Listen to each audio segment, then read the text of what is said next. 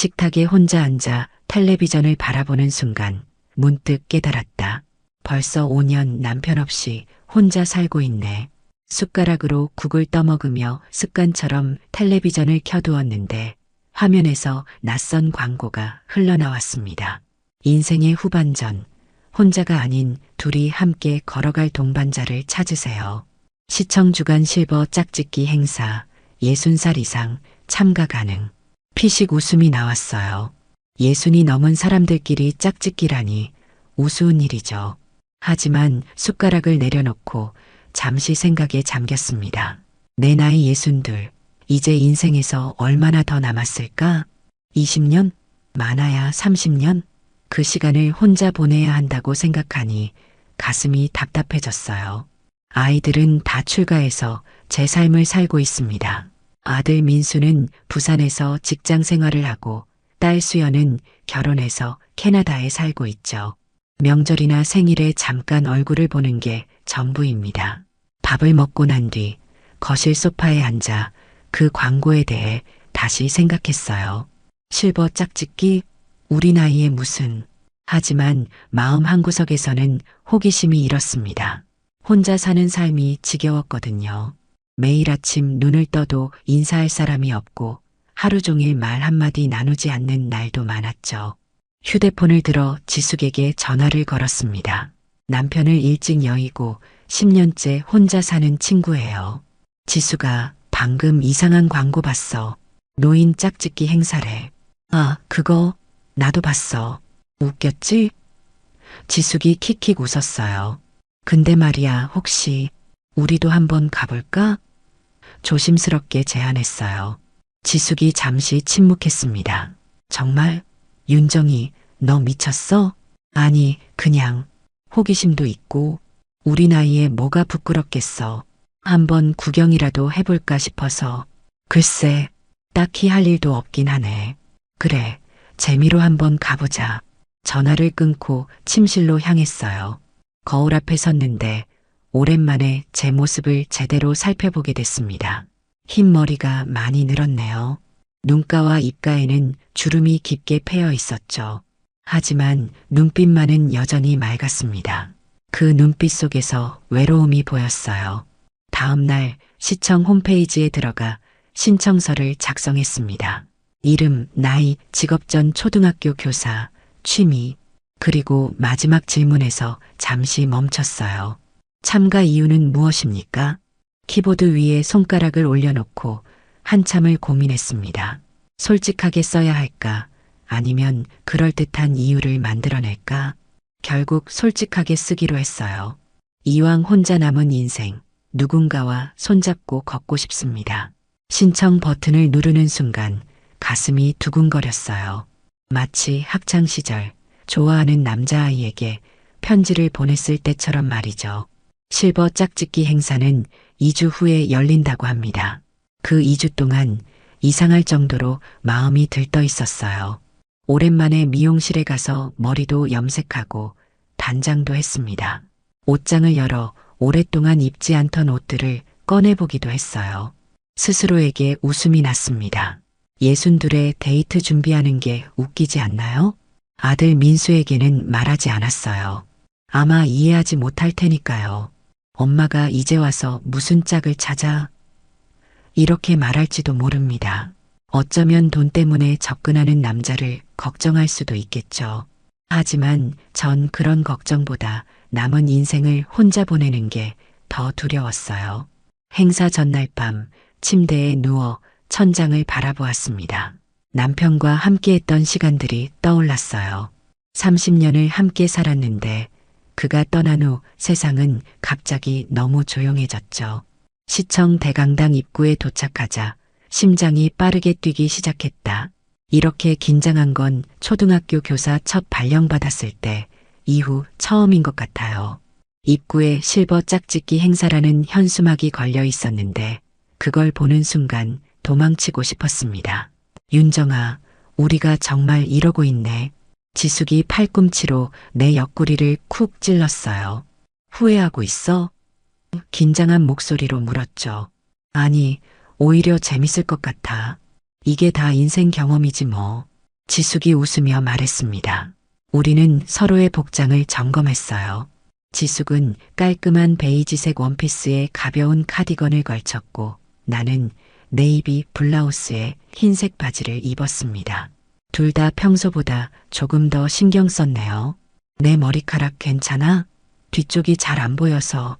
지숙이 물었어요. 완벽해. 내 립스틱은 너무 진하지 않아? 거울을 꺼내 입술을 확인했습니다. 적당해. 우리가 이럴 나이인가? 지숙이 킥킥 웃었어요. 그러게. 하지만 기대되지 않아? 솔직하게 말했습니다. 접수대에서 이름표를 받았어요.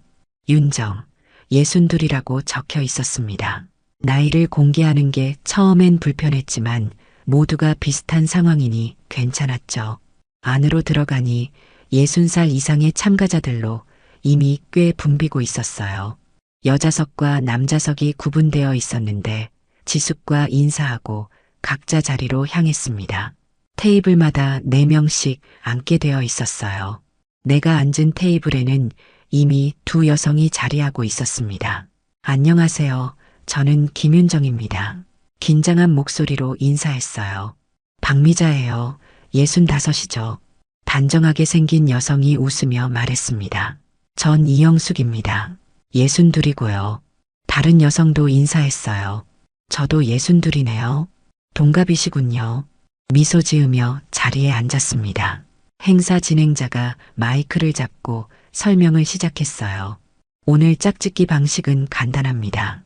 자리마다 번호가 있고 남성분들이 테이블을 돌아가며 대화를 나눕니다. 각자 마음에 드는 상대방의 번호를 적어주세요. 서로 번호가 일치하면 짝이 성사됩니다. 심장이 더 빠르게 뛰었어요. 학창시절 미팅 같은 느낌이었죠. 그때는 상상도 못했습니다. 60이 넘어 다시 이런 자리에 앉게 될 줄은요. 첫 번째 남성이 우리 테이블로 왔어요. 이른 정도로 보이는 신사였는데 정장을 깔끔하게 차려입고 있었습니다. 자기소개가 시작됐어요. 각자 이름, 나이, 직업, 취미를 말했죠. 그 신사는 전직 공무원이었고 골프를 좋아한다고 했습니다. 하지만 대화가 진행될수록 그는 주로 미자 씨에게만 관심을 보였어요. 몇 명의 남성들이 더 거쳐갔지만 특별히 눈에 들어오는 사람은 없었습니다. 어떤 분은 너무 말이 많았고 또 어떤 분은 거의 말을 하지 않았죠. 지숙이 있는 테이블은 웃음소리가 자주 들려왔어요. 지숙이 항상 분위기 메이커였죠. 약 60분이 지났을 때 한 남성이 우리 테이블에 앉았습니다. 그는 남들과 조금 달랐어요. 키가 크고 단정한 정장을 입고 있었는데 무뚝뚝한 인상이었지만 눈빛은 따뜻했습니다. 나이는 64이라고 했어요. 안녕하세요, 최기성입니다. 그가 조용히 인사했어요.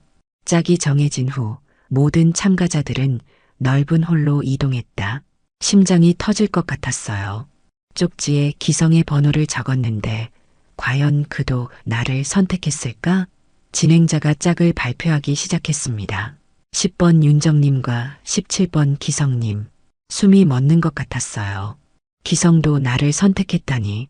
주변에서 박수 소리가 들렸고 지숙이 엄지손가락을 들어 보였습니다. 기성은 조용히 내게 다가와 고개를 살짝 숙였어요. 함께 식사하시겠습니까? 그의 목소리는 차분했습니다. 네, 좋아요. 미소 지으며 대답했어요. 레스토랑으로 이동하는 동안 서로 어색한 침묵이 이어졌습니다. 늦은 오후의 햇살이 거리를 따스하게 비추고 있었어요. 기성은 걸음이 느렸는데 무릎 수술을 했다고 했습니다. 괜찮으세요? 너무 빨리 걸었나요? 걱정되어 물었어요. 아닙니다. 오히려 천천히 걸어주셔서 좋네요. 요즘 젊은이들은 너무 빨리 걸어서. 기성이 쑥스럽게 웃었습니다. 식당에 도착해 자리에 앉았어요. 시청에서 준비한 정찬이었는데 테이블마다 촛불까지 켜져 있었습니다. 조금 과한 연출 같아 민망했지만 나름 분위기는 좋았어요. 윤정 씨는 어떻게 이런 행사에 참여하게 되셨나요? 기성이 물었습니다. 솔직히 말하면 외로워서요. 평소라면 이런 얘기를 낯선 사람에게 하지 않았겠지만 지금은 솔직해지고 싶었어요. 남편이 5년 전에 세상을 떠났거든요. 처음에는 혼자 사는 게 편하다고 생각했는데 시간이 지날수록 외로움이 커지더라고요. 기성이 공감하듯 고개를 끄덕였습니다. 저도 비슷해요. 아내와 이혼한 지 8년 됐습니다. 처음에는 자유롭다고 생각했죠. 하지만 지금은 누군가와 일상을 나누고 싶어요. 아이들은요? 조심스럽게 물었습니다. 아들 하나, 딸 하나 있어요. 둘 다 결혼해서 제 삶을 살고 있죠. 명절에나 얼굴 볼 수 있어요. 기성이 잠시 생각에 잠기더니 말을 이었어요. 사실 나도 자식들 키우느라 살다 보니 인생을 제대로 산 적이 없는 것 같소. 그의 말에 깊이 공감했습니다. 저도 그래요. 학교에서 아이들 가르치고 집에서 내 아이들 키우고 정작 나를 위한 시간은 없었던 것 같아요. 이제부터라도 살아봐야 하지 않을까요? 기성의 눈빛이 따뜻했어요. 윤정 씨도 말씀하셨잖아요. 참가 이후에 누구 옆에서 죽고 싶은지 생각하는 나이라고요. 깜짝 놀랐습니다. 어떻게 하셨어요? 참가자 프로필을 보여줬거든요. 그 문장이 마음에 와닿았어요. 기성이 부드럽게 미소 지었습니다. 식사를 마친 후 진행자가 모든 커플에게 게임을 제안했어요. 서로에 대해 더 알아가는 질문 게임이었습니다. 기성과 나는 작은 정원으로 나왔어요. 지금까지 가장 행복했던 순간은 언제였나요? 첫 질문이었습니다. 기성이 잠시 생각하더니 대답했어요.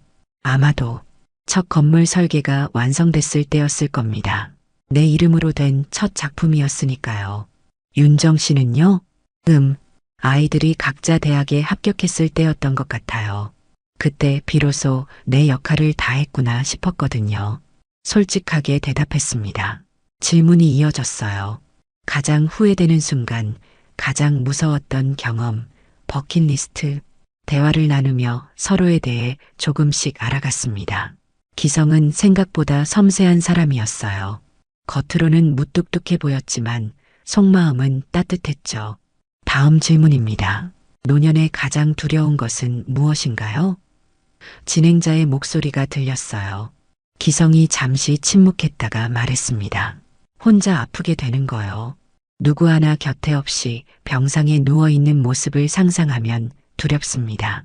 그의 솔직한 고백에 가슴이 아팠어요. 저도 비슷해요. 아무도 찾지 않는 외로운 죽음이 가장 두려워요. 해가 저물기 시작했고 우리는 벤치에 앉아 노을을 바라봤습니다. 어느새 어색함은 사라지고 편안한 침묵이 우리 사이를 채웠어요. 해가 완전히 지고 행사장의 조명이 하나둘 켜지기 시작했다. 대강당으로 돌아와 보니 테이블마다 촛불이 놓여 있었고 부드러운 음악이 흘러나왔어요. 선남선녀들이 짝을 이뤄 춤을 추는 모습이 눈에 들어왔습니다. 춤추실 줄 아세요? 기성이 조심스럽게 물었어요. 잘하진 못하지만 따라갈 수는 있어요. 긴장되어 대답했습니다. 기성이 손을 내밀었고 망설이다 그의 손을 잡았어요. 춤을 추는 둥마는 둥 서로의 몸을 맞추며 움직였죠. 처음에는 어색했지만 조금씩 리듬을 찾아갔습니다. 발을 밟을까봐 조심스러워요. 기성이 작게 웃었어요. 저도요. 이게 몇십 년 만인지 미소 지으며 말했습니다. 음악이 느려지고 자연스럽게 기성의 어깨에 머리를 기댔어요. 오랜만에 느끼는 누군가의 온기가 편안했습니다. 남편이 세상을 떠난 후 이런 감정을 다시 느낄 수 있을 거라고 상상도 못했어요. 행사는 1박 2일이었기에 저녁 행사가 끝난 후 각자 숙소 방을 배정받았습니다. 진행자가 설명했어요. 내일 아침 8시에 아침 식사가 준비되어 있습니다. 자유시간 후 오전 10시에 다시 모여 마무리 행사를 진행하겠습니다.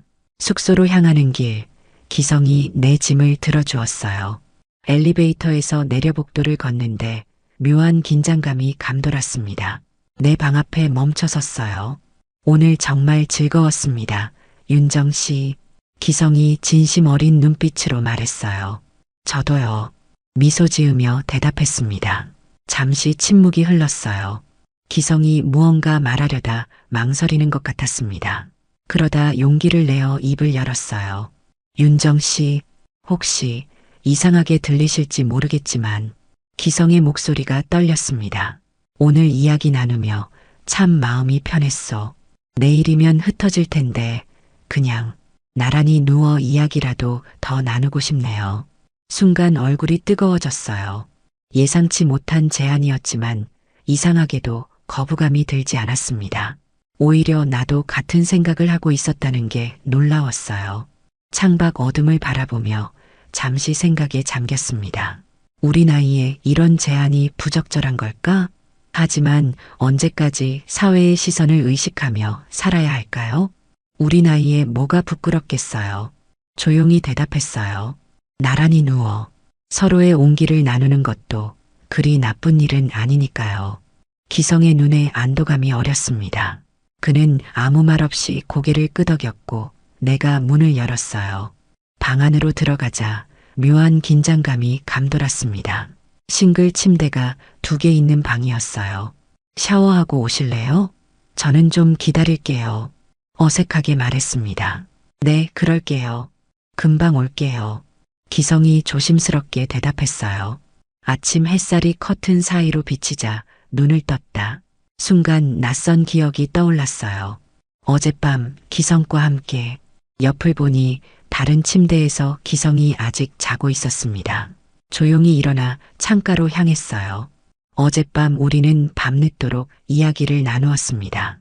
서로의 인생, 꿈, 후회, 기쁨, 이런저런 이야기를 하다 보니 벽시계는 새벽 2시를 가리키고 있었어요. 이야기 끝에 우리는 각자의 침대에서 잠들었죠. 그 이상은 없었지만 누군가와 같은 공간에서 잠들었다는 사실만으로도 따뜻했습니다. 창밖을 바라보니 세상이 조금 다르게 보였어요. 같은 나무, 같은 길, 같은 하늘인데 어제와는 달랐습니다. 모든 것이 더 선명하고 아름답게 느껴졌어요. 일어나셨군요. 기성의 목소리가 들렸습니다. 네, 좋은 아침이에요. 미소 지으며 인사했어요. 기성은 침대에 걸터 앉아 잠시 나를 바라보았습니다. 어젯밤과는 다른 편안함이 우리 사이에 흐르고 있었어요. 어젯밤 정말 좋았습니다. 오랜만에 누군가와 진심으로 대화한 것 같아요. 기성이 조심스럽게 말했습니다. 저도요. 이렇게 마음을 열고 얘기한 게 얼마만인지 모르겠네요. 솔직하게 대답했어요. 함께 아침 식사를 하러 내려갔습니다. 다른 커플들도 삼삼오오 모여 있었어요. 어떤 이들은 서로 사진을 찍으며 웃음꽃을 피웠고 또 어떤 이들은 조용히 대화를 나누고 있었죠. 지숙을 발견하고 손을 흔들었습니다. 그녀는 의미심장한 눈빛으로 나를 바라보더니 윙크했어요. 당신 친구분인가 봐요? 기성이 물었습니다. 네, 같이 참가한 친구예요. 나중에 소개시켜 드릴게요. 미소 지으며 대답했어요. 아침을 먹은 후 기성이 나를 산책하자고 제안했습니다. 숙소 주변에는 작은 공원이 있었어요. 어제와는 다른 편안함으로 나란히 걸었습니다. 말없이 걷는 시간조차 어색하지 않았어요. 윤정 씨, 기성이 잠시 걸음을 멈추고 말했습니다. 이 나이에 이런 느낌을 다시 경험하게 될 줄 몰랐어요. 어떤 느낌요? 궁금해서 물었어요. 설렘이요. 누군가를 만나고 싶다는 마음. 기성의 목소리가 조금 떨렸습니다. 내가 이런 감정을 느낄 자격이 있는지 모르겠어요. 이 나이에 왜 자격이 없겠어요? 나이가 들었다고 감정까지 늙어버리는 건 아니잖아요. 따뜻하게 말했습니다. 기성이 내 손을 조심스럽게 잡았어요. 그의 손은 크고 따뜻했습니다. 처음엔 놀랐지만 이내 자연스럽게 받아들였어요. 이 나이에 손을 잡고 걷는다는 게 낯설면서도 기분 좋았습니다. 윤정 씨, 실례가 될지 모르겠지만 기성이 주머니에서 작은 편지 봉투를 꺼냈어요. 이 행사에 오기 전에 만약 마음에 드는 분을 만나면 드리려고 준비했습니다. 편지를 받아들었어요. 봉투 위에는 꾹꾹 눌러 쓴 글씨로 인연에게라고 적혀 있었습니다. 마음이 따뜻해졌어요. 지금 읽어볼까요? 조심스럽게 물었습니다. 네, 괜찮아요. 기성이 부끄러운 듯 고개를 살짝 숙였어요. 편지를 펼쳤습니다. 안녕하세요. 저는 64세 최기성입니다. 이 나이에 편지를 쓰려니 손이 떨리네요. 하지만 솔직한 마음을 전하고 싶었습니다. 윤정 씨, 앞으로의 날들에 내가 있었으면 좋겠습니다. 서로 외롭고 지친 날들이 많았겠지만 이제는 함께 걸어가면 어떨까요? 당신의 웃음소리가 들리는 아침을 맞이하고 싶습니다. 눈시울이 뜨거워졌어요. 얼마나 오랜만에 이런 감정을 느껴보는지 모르겠습니다. 남편 장례식 이후로 감정을 꼭꼭 숨겨 살았는데 지금은 그 본물이 터지는 것 같았어요. 미안해요. 갑자기 눈물이. 손등으로 눈가를 닦았습니다. 괜찮아요. 내 글이 너무 어설펐나 봐요. 기성이 걱정스러운 표정으로 나를 바라봤어요. 아니에요. 감동해서 오랜만에 누군가가 나를 나로 봐주는 것 같아서요. 솔직하게 말했습니다. 기성의 손을 꼭 쥐었어요. 그쪽도 외롭고 나도 외로운데 우리 같이 걸어봐요. 기성의 얼굴에 환한 미소가 번졌습니다. 우리는 말없이 서로를 바라보았어요. 짧은 시간이었지만 이 순간이 우리 인생의 새로운 장을 여는 순간임을 느낄 수 있었습니다. 숙소로 돌아가는 길에 지숙과 마주쳤어요. 그녀는 내 손과 기성의 손이 맞잡혀 있는 것을 보고 키득거렸습니다. 이야, 대단한데? 하룻밤 만에 진전이 있었네. 지숙이 내 귀에 속삭였어요. 뭐래, 그냥 좋은 분이셔. 부끄러워서 얼굴이 붉어졌습니다. 마무리 행사 시간이 되었어요. 진행자는 모든 참가자에게 앞으로의 계획을 물었고 몇몇 커플들은 자신들의 만남을 이어갈 것이라고 발표했습니다. 우리 차례가 되었을 때 기성이 조용히 일어났어요. 저희는 천천히 알아가 보려고 합니다.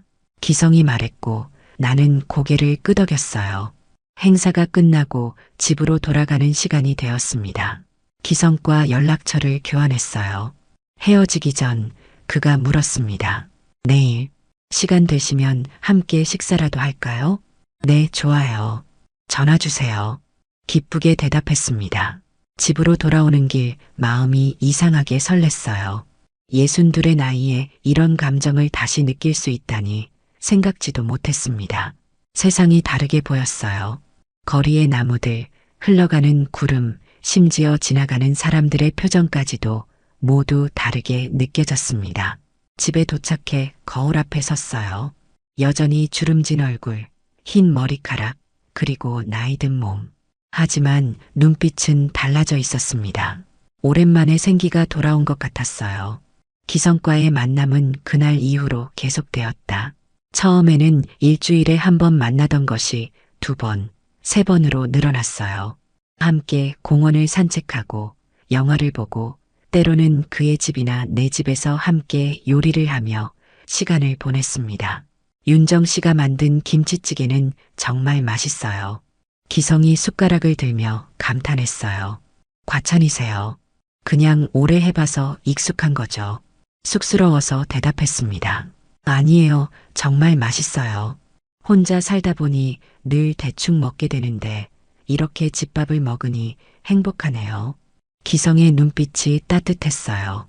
이런 소소한 일상이 쌓여가면서 우리의 관계는 점점 깊어졌습니다. 그는 내 이야기를 진심으로 들어주었고 나도 그의 고민과 기쁨을 함께 나눴어요. 서로에게 의지하는 시간이 많아질수록 이제는 그가 없는 일상을 상상하기 어려워졌습니다. 어느 날 용기를 내어 딸 수연에게 기성에 대해 이야기했어요. 화상통화로 그녀의 얼굴을 보며 조심스럽게 말을 꺼냈습니다. 수연아, 엄마 요즘 만나는 사람이 있어. 화면 속 수연의 표정이 굳었어요. 만나는 사람이요? 어떤 의미로요? 그냥 데이트라고 해야 할까? 좋은 분이셔. 나이도 비슷하고 정말 다정하신 분이야. 긴장된 마음으로 말했습니다. 엄마가 갑자기 왜 그러세요? 아빠 돌아가신 지 겨우 5년밖에 안 됐잖아요. 수연의 목소리가 날카로워졌어요. 5년이 짧은 시간이 아니야, 수연아. 그리고 엄마도 사람이야. 혼자 사는 게 얼마나 외로운지 너는 모를 거야. 침착하게 대답하려 노력했습니다. 그래도 갑자기 다른 남자라니요. 아빠는 어떻게 생각하실지. 수연의 눈에 눈물이 고였어요. 아빠도 엄마가 행복하길 바라셨을 거야. 엄마가 평생 혼자 살길 원하셨을까? 부드럽게 물었습니다. 통화는 결국 서로 감정이 상한 채 끝났어요. 수연은 이해하지 못했고 나는 그녀를 설득하지 못했습니다. 전화를 끊은 후 한동안 소파에 앉아 생각에 잠겼어요. 자식들의 반응이 이럴 줄 알면서도 역시 마음이 아팠습니다. 기성도 비슷한 경험을 하고 있었어요. 그의 아들은 그보다 더 강하게 반대했다고 합니다. 아버지가 혹시라도 이용당할까봐 걱정된다고 해요. 기성이 쓴웃음을 지으며 말했습니다. 내가 재산이 많은 것도 아닌데 우리 자식들은 왜 그렇게 생각할까요? 우리도 감정이 있는 사람이라는 걸 이해 못하나 봐요. 한숨을 쉬었어요. 우리의 관계는 자식들뿐만 아니라 주변 사람들의 시선도 받았습니다. 동네 슈퍼에서 함께 장을 보거나 공원에서 손잡고 걸을 때면 사람들이 수군거리는 소리가 들렸어요. 특히 노인들의 시선이 더 따가웠습니다. 저기 봐, 저 나이에 뭐 하는 거야? 아직도 젊은 척하네. 이런 말들이 들려올 때마다 처음에는 위축됐어요. 하지만 시간이 지날수록 그런 시선과 말들이 점점 중요하지 않게 느껴졌습니다. 어느 날 기성이 내 손을 꼭 잡으며 물었어요. 윤정 씨, 우리는 지금 누구 눈치를 봐야 하나요? 그 질문이 내 마음을 정확히 짚어냈습니다. 우리는 이미 충분히 살아왔고 모든 책임을 다했어요. 이제는 우리 자신의 행복을 위해 살아도 되지 않을까? 아무도요. 우리는 그냥 우리 자신의 행복만 생각하면 돼요. 확신을 담아 대답했습니다. 그날 저녁 기성은 중요한 제안을 했어요. 윤정 씨, 앞으로 같이 살아보는 건 어떨까요? 숨이 멎는 것 같았어요. 다시 누군가와 함께 산다는 건 30년의 결혼 생활 후에 상상하지 못했던 일이었습니다. 결혼이요? 놀라서 물었어요. 꼭 그럴 필요는 없을 것 같아요. 그냥 함께 지내는 거예요. 계약서 없이 서로를 구속하지 않고 그냥 매일 아침같이 일어나서 저녁엔 하루 있었던 일을 나누는 그런 살. 기성의 목소리가 따뜻했습니다. 기성의 제안 후 한 달 동안 깊이 생각했다. 같이 산다는 건 큰 결정이었으니까요. 결국 내 작은 아파트를 팔고 기성의 조금 더 넓은 아파트로 이사하기로 했습니다. 법적인 혼인신고는 하지 않기로 했어요. 그냥 함께 사는 것으로 충분했습니다. 이사 첫날 내 짐을 풀며 묘한 감정이 몰려왔어요. 기성은 내 물건을 위해 옷장 절반, 책장 한쪽, 욕실 선반 공간을 비워두었습니다.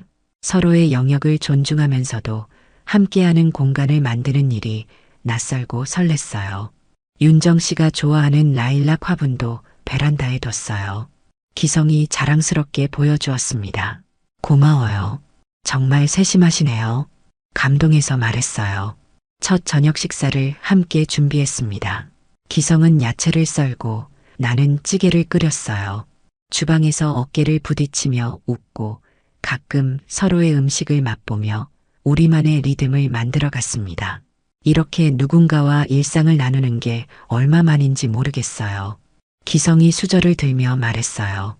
저도요. 혼자 밥 먹는 시간이 너무 외로웠거든요. 솔직하게 대답했습니다.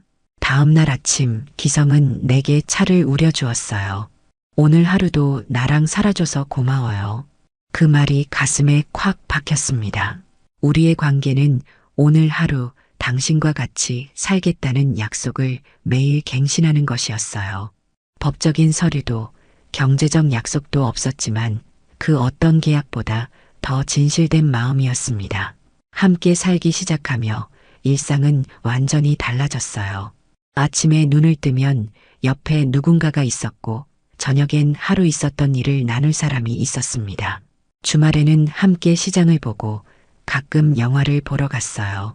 평범한 일상이었지만 혼자가 아니라는 사실만으로 모든 것이 특별했습니다. 오늘 병원에 같이 가주실 수 있을까요? 무릎 검사 받아야 하는데 기성이 어느 날 부탁했어요. 당연하죠. 제가 운전할게요. 기꺼이 대답했습니다. 병원 대기실에서 기다리는 동안 간호사가 우리를 보고 물었어요. 부부이신가요? 잠시 망설였지만 기성이 대답했습니다. 네, 그렇습니다. 병원을 나오면서 웃음이 나왔어요. 우리가 부부라고요? 그게 설명하기 가장 쉬운 것 같아서요. 기성이 쑥스럽게 웃었습니다. 윤정 씨와 저는 뭐라고 해야 할까요?